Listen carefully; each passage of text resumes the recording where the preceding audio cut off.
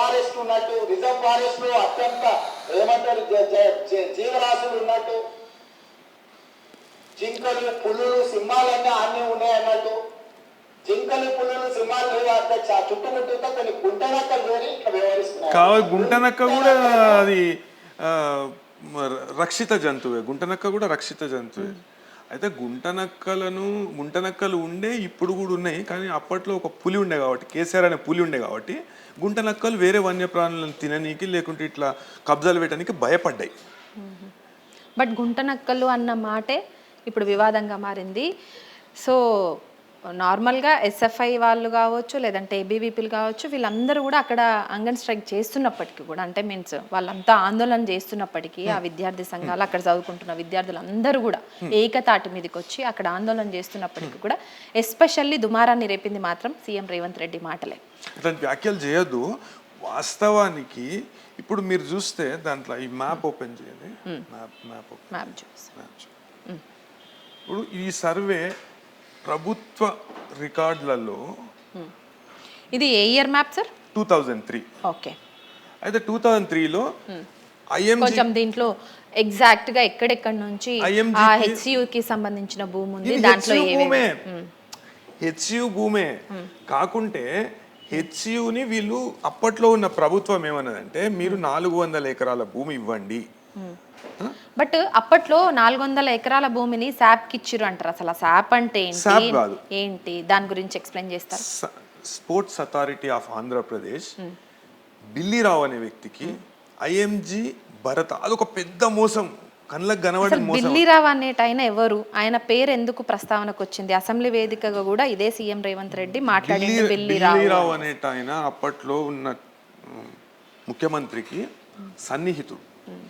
అయితే బిల్లిరావు అనేట ఆయన ఏం చేసిందంటే, నేను ఉన్నత ప్రమాణాలు గల క్రీడా ప్రాంగణాలను ఇడగడతా, మీ కాడ ఉన్న క్రీడా ప్రాంగణాలను నాకు ఇయ్యండి, నేను ఒక 20 సంవత్సరాలు పుణ్యానికి వితౌట్ లీజ్ నేను నడిపించుకుంటా, నాకు కొన్ని కన్సెషన్స్ అనేటివి మీరు ఇవ్వండి అనే విషయాన్ని బిల్లిరావు అనుకుంటూ, అదేవిధంగా ఈ జాగా దీనిలో ఈడ 400 ఎకరాలు, ఇంకొక 450 ఎకరాలు నాకు ఇవ్వండి, తక్కువ రేట్ల 50,000కి ఎకరం ఆయనకు. దాని విషయంలో ప్రజాప్రయోజన వాద్యాలు వేసినాము, అవన్నీ వేసినాము, అది క్యాన్సిల్ అయిపోయింది. అయితే ఇప్పటి అంశం ఏంటంటే, సీఎం గారు ఏమంటుండ్రు, ఇది రాష్ట్ర ప్రభుత్వానికి చెందిన భూమి, 1 ఇంచు భూమి కూడా నేను తీసుకోలేదు, హెచ్సియుకు సంబంధించింది కానీ కేంద్ర ప్రభుత్వానికి సంబంధించిన భూమి కానీ నేను 1 ఇంచు కూడా తీసుకోలేదు, దానిలో పర్యావరణానికి హాని చేసేటివి ఏమి లేవు, ఉత్త రాళ్ళు తొండలు గుడ్లు పెట్టే భూములు అప్పట్లో, ఇప్పుడు మంచిగా బంగారు బాతులు గుడ్లు పెడుతున్నాయి అనే విషయాన్ని చెప్పుకుంటూ, నేను దీన్ని అభివృద్ధి చేస్తున్నా, అంతర్జాతీయ స్థాయి ప్రమాణికాలు గల ఒక సాఫ్ట్వేర్ పార్కో ఏదో పెడుతున్నా, ఎంతో మందికి ఉపాధి లేఅవుట్ చేస్తుంది, అది టిఎస్ఐఎస్కి ఇచ్చింది.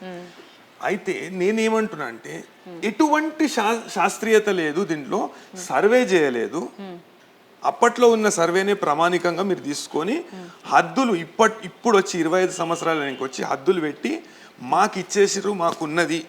ఇప్పుడు అగ్రిమెంటే దొంగదని ప్రభుత్వం నిర్ణయం తీసుకున్నాక జాగ వాళ్ళకి పోతుందమ్మా, జాగ మళ్ళీ హెచ్సియుకే పోతుంది కదా. అయితే సరే, ఆ ఒప్పందం కూడా నేను బయటికి తీసుకొస్తాను, నేను కొన్ని అంటే ఆర్టీఐ వేసి నేను అడగడం జరిగింది, ఆ ఒప్పందం కూడా తీసుకుంటా. ఒప్పందం ఓలోకి జరిగింది, హెచ్సియుకి, అప్పట్లో ఉన్న ప్రభుత్వానికి, రెవెన్యూ శాఖ ప్రధాన కార్యదర్శి, ప్రభుత్వ ప్రధాన కార్యదర్శి, రెవెన్యూ శాఖ నుండి డిస్ట్రిక్ట్ కలెక్టర్, ఈ ముగ్గురు ఒప్పందం చేసుకున్నారు. దానిలో స్పష్టంగా రాసి ఉన్నది ఏమని, ఒకవేళ ఈ భూమిని ఈ చెప్పబడిన కారణాలకు వినియోగించకపోతే, ఈ ఒప్పందం రద్దయితే తిరిగి హెచ్సియుకి ఇవ్వాలి అని, తిరిగి హెచ్సియు స్వాధీనం చేసుకుంటుంది, హెచ్సియుదే అవుతుంది అనే విషయాన్ని దానిలో స్పష్టంగా చెప్పారు. మరి పని అయిందా కాలేదా, మళ్ళీ తిరిగి హెచ్సియుకి వచ్చిందా ఏంటి? అప్పుడు ఇప్పుడు ప్రభుత్వ వాదన ఏంటంటే, ఇది మా భూమి, అంటే ఒప్పందంలో ఒక ఒక పాయింట్ ఏంటంటే రాష్ట్ర ప్రభుత్వానికి ఇవ్వాలి, ఒప్పందమే రద్దయినప్పుడు ఇక ఆ పాయింట్ ఏడు ఉంటుంది ఇక. అవును ఉండదు. ఇప్పుడు దీంట్లో మీరు చూడండి, ఇది Triple IT ఉంది. స్పోర్ట్స్ విలేజ్ కాంప్లెక్స్ ఈడ కట్టాలి, అతను కట్టాలి, ఎవరు బిల్లిరావు అనే వ్యక్తి కట్టాలి, ఇక్కడ ఈడ. Sports complex. Okay. Sports complex కట్టాలి. స్పోర్ట్స్ స్టేడియం, ఒక స్టేడియం 108 ఎకరాల్లో ప్రభుత్వం కట్టింది అప్పుడు. ముందటికి వచ్చి 108 ఎకరాలలో ప్రభుత్వం కట్టింది. ఓకే. ఇప్పుడు ఈ జాగా మొత్తం వాళ్ళకి ఇవ్వడం జరిగింది. అప్పట్లోనే ఈ పర్యావరణానికి ఇబ్బంది కలుగుతుంది, 134.28 రాక్ ఫార్మేషన్ షీట్ రాక్స్ ఉన్నాయి ఈడ. ఓహో. ఇది హెచ్యు లేక్. లేక్. ఇప్పుడు వీళ్ళు ఒకటి ఇంకొకటి నేను చూపిస్తా మీకు. అంటే వాళ్ళు అనే మాటలకు ఆధారం ఏంటంటే ఇంకొకటి ఓపెన్ చేయండి. ఇవి లాస్ట్ వా సార్ ఇదే ఇవి ఓపెన్ చేయండి. చాలా క్లియర్గా ఉంది పట్ట. ఇది ఎవరికి అదనపు గిరిదావరట, ఎంఆర్ఓ కార్యాలయము సమక్షమున, వీళ్ళు పంచులు, వీళ్ళకు హెచ్యుకి ఎటువంటి సంబంధం అని ఉందా?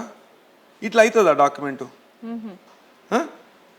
Girdawar so and so Gopanpalli survey number 36లో విస్తీర్ణము 191.36 గుంటలు మరియు సర్వే నంబర్లో 205, సర్వే నంబర్ 397/16 ప్రభుత్వ భూమిని హైదరాబాద్ విశ్వవిద్యాలయానికి సంబంధించిన శ్రీ వై నరసింహులు రిజిస్ట్రార్ హైదరాబాద్ కేంద్రీయ విశ్వవిద్యాలయానికి ఎగ్జిక్యూటివ్ కౌన్సిల్ ఉంటుంది.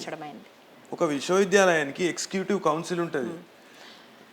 అయితే ఈ విధంగా ఇదేం చెప్తుంది సార్, ఇప్పుడు ఇది 2004లో జరిగింది.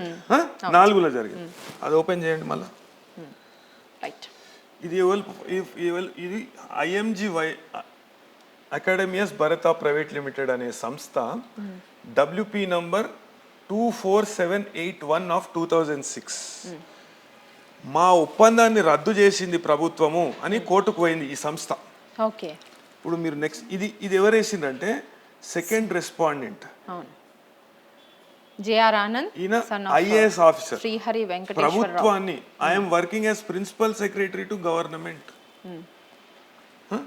ఈయన వేసిండు ప్రభుత్వం తరఫున 2006లో ప్రభుత్వం తరఫున. అయితే 2006లో కేసు వేస్తే 2007లో ఆయన ఇది వేసిండు. నెక్స్ట్ వేరే పేజ్కి పోతే ఈ పేజ్ దీనిలో ఏమంటాడండి, 2004లో భూమి ఇచ్చిరని ఇప్పట్లో ఉన్న ప్రభుత్వం చెప్తున్నారు. ప్రభుత్వం చెప్తుంది, ముఖ్యమంత్రి గారు చెప్తున్నారు, సహాయ మంత్రులు చెప్తున్నారు, ఇంకా కొంతమంది మంత్రులు కూడా చెప్తున్నారు. ఇదేం చెప్పిండంటే, even while the draft MOU was being put up for approval, the Vice Chancellor University of Hyderabad was asked to identify 400 acres of land in Gachibowli for handing over to the petitioner. అంటే ఈయనకి ఇద్దాము అని vice ఛాన్సలర్ని కోరడం జరిగింది. 400 ఎకరాలు అనేటిది మీరు గుర్తించండి, గుర్తిస్తే మేము ఈ బిల్లిరావు అనే వ్యక్తికి లేకుంటే ఐఎంజీ భారత అనే సంస్థకు మేము ఇవ్వదలుచుకున్నాము కాబట్టి మీరు ఐడెంటిఫై చేయండి అనే విషయాన్ని వాళ్ళు కోరినాము అంటారు. The university did not agree to part with the land by the date MOU came into existence. అంటే ఏ రోజైతే ఒప్పందం జరిగిందో యూనివర్సిటీ ఒప్పుకోలేదని వాళ్ళే చెప్తారు. The principal secretary to the government YATNC department through letter dated 6/8/2003 requested the Vice Chancellor University of Hyderabad for approval of university to allot 400 acres of land to the petitioner from and out of the university lands. In lieu thereof, it was proposed to allot 400 acres of land to the university from the adjoining premises. Proposal. దాని ప్రకారం ఈ 2004లో sketch allotment బదిలీ అనేది చెప్పలేదు ఇక్కడ. అంటే ఇది పచ్చి అబద్ధం. 2007లో ఇది ఎప్పుడు వేసారు? 2007. 2004లో ఏం చెప్తారు? బదిలీ అయిపోయింది, ఇస్తున్నమ్మ వాయనం తీసుకున్నానమ్మ వాయనం. అంటే ఏవేవి కట్టాలని అప్పుడు ఒప్పందం చేసుకురు, అవి కట్టనప్పుడు మళ్ళీ దే కేమ్ టు మళ్ళీ సేమ్ యూనివర్సిటీకి వచ్చేస్తాయి ఆ భూములు అనేది భూములు ఇవ్వలేదని చెప్తుంది అంతే. ప్రపోజ్డ్. అదే అయితే 2004లో ఇచ్చి ఉంటే తీసుకుని ఉంటే అంటే ఆడ గోపన్పల్లిలో ప్రభుత్వానికి చెందిన భూమి మేము ఇస్తాము అని ఒప్పుకున్నాము, గోపన్పల్లిలో ఇచ్చేసినాక వాళ్ళు ఈ 400 ఎకరాలు మాకు ఇచ్చిండ్రు అనే విషయాన్ని చెప్పి 2 పంచనామాలు చూపిస్తుండ్రు, అందరు చూపించుకుంటూ తిరుగుతురు. అయితే ఇప్పుడు పంచనామా 2004లోనే జరిగి ఉంటే అట్లా జరగదు హ్యాండింగ్ ఓవర్ పొజిషన్ అనేది.